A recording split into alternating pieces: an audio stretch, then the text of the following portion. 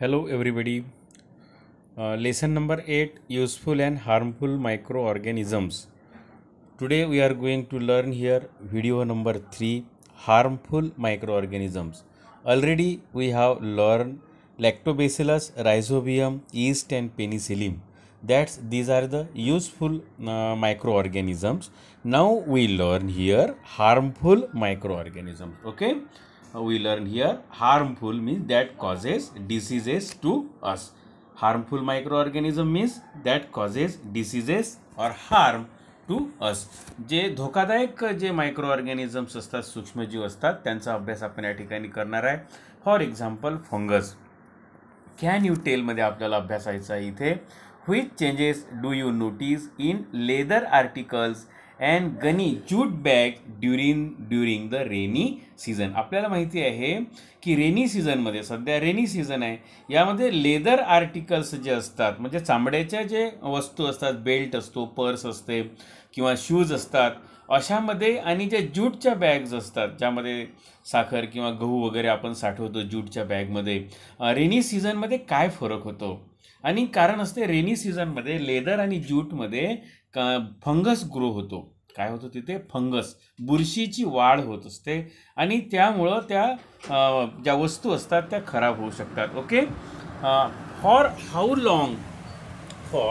How long afterwards can you use those articles. किती दिवस use करू शकतो?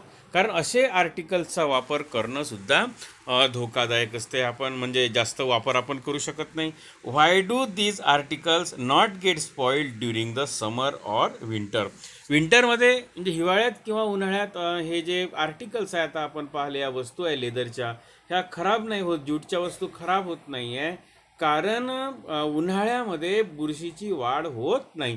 बुरशीच्या वाढीसाठी fungus grow in moist places, ओलसर ठिकाणी असते आणि हे जे टेम्परेचर जास्त असते समरमध्ये किंवा विंटरमध्ये कोरडं वातावरण असते, त्यामुळे फंगसची वाढ होत नाही. हे आपण या ठिकाणी अभ्यासलेलं आहे. ओके, हे आपल्याला समजलं असेल.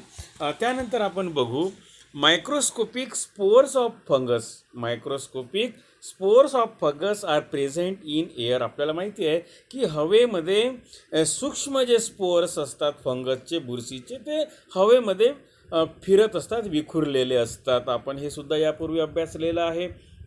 If there is sufficient moisture, spores germinate on cotton, fabric, gunny bags, leather, wooden items, etc. म्हणजे हे जे स्पोर्स असतात फंगसचे, हे हवेमध्ये विखुरलेले असतात सतत, आणि जेव्हा त्यांना मॉइश्चर मिळतं, ओलसरपणा मिळतो, आणि हे स्पोर्स त्या ठिकाणी जर्मिनेट होतात.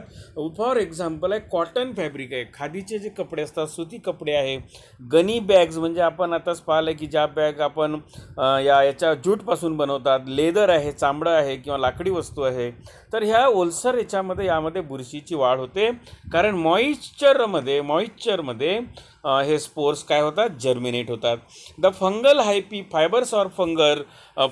Fibres of the fungus penetrate deep into the material to obtain nutrition. ते काय करतात? याचे जे स्पोर्स असतात जर्मिनेट होऊन या आर्टिकल्समध्ये काय होतात? ते पेनिट्रेट होतात, ते आतमध्ये जातात आणि त्यातून अन्न ते मिळवतात टू रिप्रोड्यूस. ओके, आणि त्यांची रिप्रोडक्शन होत असते या पद्धतीनं स्पोर फॉर्मेशनमध्ये. This causes the material to wear and become weak. आणि त्यामुळं हे जे मटेरियल आहे, गनी असेल म्हणजे गनी बॅग्स असेल, वुडन आयटम्स असेल, लेदर असेल, तर हे मटेरियल वीक होतं, कमकुवत होतं. As a result gunny bag, leather items like shoes, purses, belt on which fungus have grown do not last long. आणि ते जास्त काळपर्यंत टिकू शकत नाही, कारण हे जर ओलसर ठिकाणी राहिले तर ते खराब होतात, सडतात. Wooden items also get spoiled. आणि लाकडी वस्तूसुद्धा खराब होत असतात. Sometimes you may notice a black powder or white disc floating on the pickle or murabba. मुरब्ब्यामध्ये कधी कधी आपल्याला काळ्या रंगाचा एक डिस्क लाईक असा चकतीसारखा थर आलेला दिसतो. केव्हा दिसतो हा थर? जेव्हा हे जार जे असते ज्यामध्ये आपण पिकल ठेवतो, रायतं ठेवतो, लोणचे ठेवतो, jar is open after a long time. जर हे उघडं ठेवलं बऱ्याच काळपर्यंत, म्हणून पहा तुमची आई तुम्हाला लोणचं वगैरे जर काढलं तर ते पटकन त्याचं झाकण हे लावून देतात. याचं कारण काय असते, काय तुमच्या लक्षात आलं असेल? What exactly is this? Why are such food item not good to eat? आणि असं उघडं असलेलं किंवा त्यामध्ये काळसर असा थर आलेलं जे अन्न असते, लोणचे असो मुरब्बे असो, तर हे खाणं योग्य नाही आहे. It is not good to eat this item. काय कारण असेल हे आपण या ठिकाणी बघणार आहोत. Various species of fungus grow on food item like pickles, murabba, jam, sauce, chutney, etc. They use the nutrient in the food item for growth and reproduction. हे अन्न खाणं योग्य नाही आहे, कारण मुरब्बा, सॉस आणि या लोणच्यामधलं जे न्यूट्रिएंट्स असते, हे न्यूट्रिएंट्स कोण यूज करतं? फंगस यूज करतं. आणि कशासाठी करतं? त्यांच्या वाढीसाठी आणि रिप्रोडक्शनसाठी, त्यांच्या पुनरुत्पादनासाठी. ड्युरिंग दिस ॲक्टिव्हिटी फंगस रिलीज मायकोटॉक्झिन्स. जेव्हा ते अन्न त्यातून घेत असतं, त्यांची वाढ होत असते, तेव्हा ते आपल्या बॉडीमधून काही मायकोटॉक्झिन्स म्हणजे फंगसमधून निघालेल्या विषाला काय म्हणतात? पॉयझनला काय म्हणतात? फंगसमधून निघालेल्या रिलीज जे करते फंगस त्याला mycotoxin. Mycotoxin is a poison release from fungus. Okay, हे आपल्या लक्षात आलं असेल. हे रिलीज करतं त्या अन्नपदार्थामध्ये. जेव्हा त्या अन्नपदार्थावर बुरशीची वाढ होते त्यावेळेस हे फंगस काय करतं? आपल्या शरीरातून मायकोटॉक्झिन्स बाहेर टाकतं. Certain poisonous chemicals into the food and दस फूड बिकम पॉयझनस. आणि त्यामुळं बुरशी ज्यामध्ये वाढते ते अन्न काय होतं? पॉयझनस होतं, धोकादायक होतं, विषारी अन्न होतं. हेच the food on which fungus have grown cannot be eaten. आणि म्हणून ज्या अन्नपदार्थावर फंगस वाढलेलं असते ते अन्न खाणं धोकादायक आहे, आपण या ठिकाणी सांगितलेलं आहे. त्यानंतर हे फंगस नंतर दुसरा जो मायक्रो ऑर्गॅनिझम्स आहे तो धोकादायक आहे आपल्याला अन्नासाठी, तो आपल्या शरीरासाठी, तो आहे क्लॉस्ट्रीडियम बॅक्टेरिया. आपण या ठिकाणी बघू शकतो क्लॉस्ट्रीडियमच्या वेगवेगळ्या स्पेसीस आपल्याला या ठिकाणी बघायला मिळतात. पहिली जी आहे ते क्लॉस्ट्रीडियम टिटॅनस ज्याला म्हणतो आपण, त्यानं धनुर्वात होतो हे, त्यापासून ते हे जीव आहे. त्यानंतर आहे क्लॉस्ट्रीडियम परफिंजन्स आणि क्लॉस्ट्रीडियम बोटुलिनम, हे विषारी हे पण विष तयार करतं, क्लॉस्ट्रीडियम डिफिसिल. तर अशा पद्धतीचे हे क्लॉस्ट्रीडियमच्या स्पेसीस आहे वेगवेगळ्या. तर हे काय करतो आपण बघू इथे. Sometime cases of food poisoning, बरेचदा आपण पाहतो की विषबाधा, अन्न विषबाधाच्या केसेस पाहतो. बरेचदा कोणी कंदुरी करतं, प्रसाद म्हणजे शिळाच प्रसाद खाल्ल्या जाते आणि त्यामुळं बरेचदा फूड पॉयझनिंगच्या केसेस होते. कुठे लग्न समारंभ असतो अशा ठिकाणी सुद्धा शिळं अन्न खाल्ल्यामुळं त्या केसेस आपण पेपरमध्ये वाचत असतो आणि आपल्या अवतीभोवती पाहत असतो समाजामध्ये. ड्युरिंग कम्युनिटी फीस्ट, आणि ह्या घटना कम्युनिटी फीस्टमध्ये होते. सामूहिक जे जेवण असते ना त्यावेळेस या मोठ्या प्रमाणात घटना घडलेल्या आपल्या परिसरामध्ये दिसून येते. How does the food become poisonous all of sudden? मग हे अन्न असं कसं काय म्हणजे पॉयझनस होते, विषारी होते? आपण बघू. The bacteria which spoil cook food are clostridium. ज्या बॅक्टेरियाचं नाव आहे, ज्या जीवाणूचं नाव आहे जे शिजवलेलं अन्न खराब करते, त्या अन्नात त्या जीवाणूचं नाव आहे क्लॉस्ट्रीडियम. हे दिसते आपल्याला. Look at that picture of clostridium. Various varieties आहे, त्या स्पेसीज आहे. Out of the 100 different species of the bacterium some are free living in the soil. आणि ह्यातले जे क्लॉस्ट्रीडियमच्या ज्या काही जाती आहे, 100 प्रकारचे जे काही स्पेसीज आहे या बॅक्टेरियमच्या, त्यापैकी काही फ्री लिव्हिंग आहे म्हणजे जमिनीमध्ये आढळतात. Some live in the alimentary canal of human. काही जे यातले स्पेसीज आहे ह्या मनुष्याच्या आपल्या शरीराच्या एलिमेंटरी कॅनल म्हणजे अन्न नलिकेमध्ये राहतात. अँड अदर ॲनिमल्स, काही शरीरात दुसऱ्या प्राण्यांच्या शरीरात सुद्धा राहतात. दीज बॅक्टेरिया रॉड शेप आपल्याला दिसत आहे या ठिकाणी, रॉडच्या शेपच्या आहे, आकाराच्या दिसते आपल्याला. And produce bottle shape endospores, आणि बॉटलच्या आकाराचे एंडोस्पोर ज्यामध्ये स्पोर्स असते.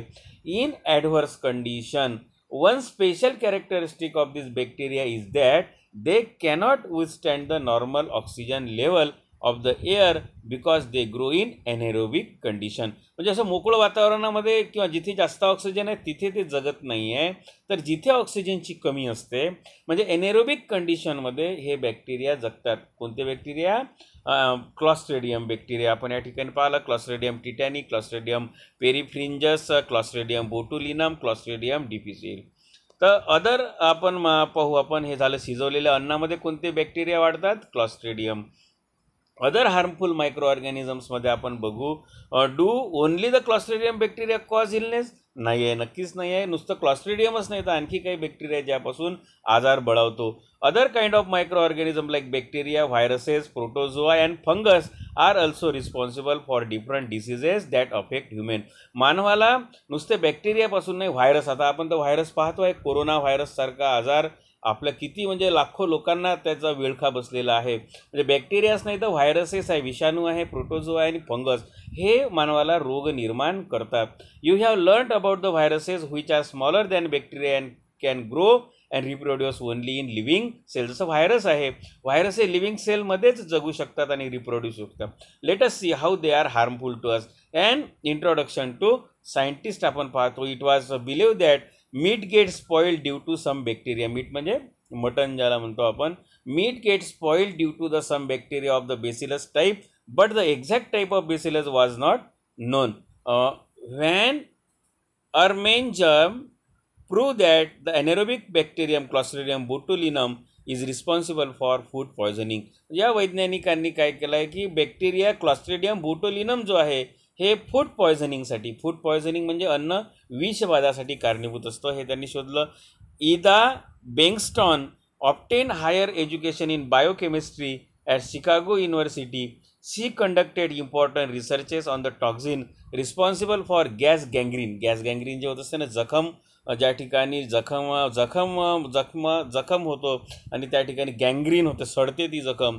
And the antitoxin useful for treating it. While she was doing research on the dreaded आणि डिसीजेस लाईक टायफस फीवर जो म्हणतो आपण, she herself contracted the infection but she overcome it and continue her research. For his work she was honoured with typhus medal in 1947. तर ही सुद्धा आपण माहिती आपण या ठिकाणी पाहिलेली आहे. तर आपण या व्हिडिओमध्ये या हार्मफुल मायक्रो ऑर्गॅनिझममध्ये बद्दल पाहिलं, फंगस आणि क्लॉस्ट्रिडियमच्या व्हेरायटीजबद्दल. ओके.